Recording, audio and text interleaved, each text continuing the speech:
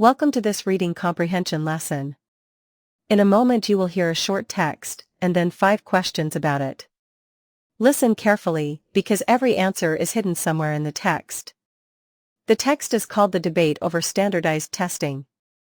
Standardized testing has long occupied a central, if contested, place in education systems around the world. Advocates argue that such tests provide an objective, consistent way to measure student achievement, allowing comparisons across schools, regions, and even countries. This data, proponents claim, can help identify struggling schools and allocate resources more effectively. Critics, however, contend that standardized tests often measure a narrow set of skills, such as memorization and test-taking strategy, rather than genuine understanding or critical thinking. They further argue that an over-reliance on testing can distort teaching itself, encouraging educators to teach to the test rather than fostering deeper, more meaningful learning. Some education systems have responded by incorporating a wider range of assessment methods, including project-based evaluations and portfolios, in an attempt to capture a more complete picture of student ability, though such approaches often bring their own challenges regarding consistency and fairness. That was the text. Now here are the 5 questions.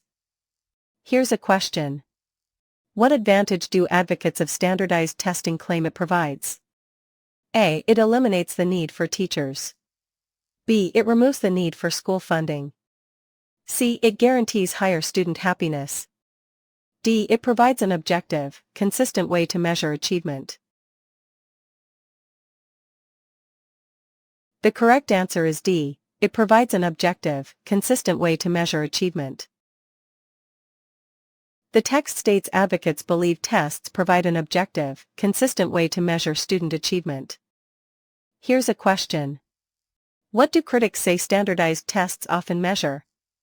A. A narrow set of skills like memorization. B. Genuine critical thinking exclusively. C. Physical fitness. D. Emotional intelligence.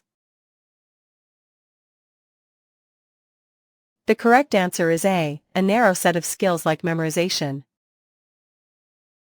Critics argue tests often measure a narrow set of skills, such as memorization and test-taking strategy.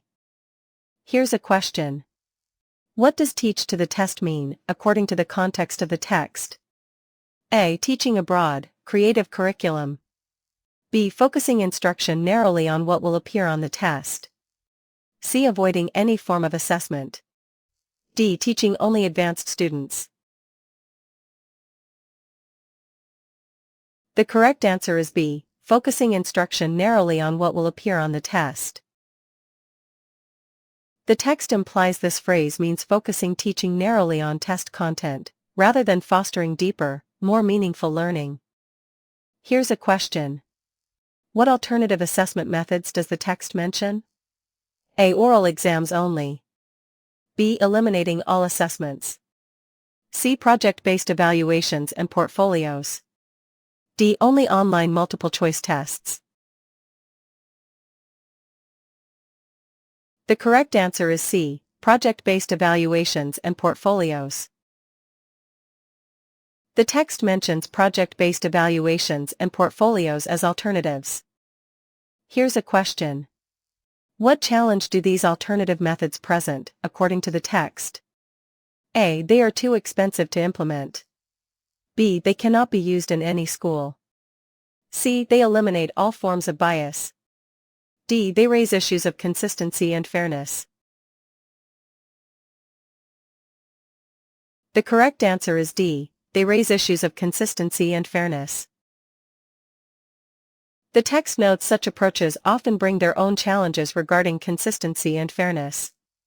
That is the end of this lesson. You read one text and answered 5 questions about standardized testing. In the next lesson we will read a new text and practice again.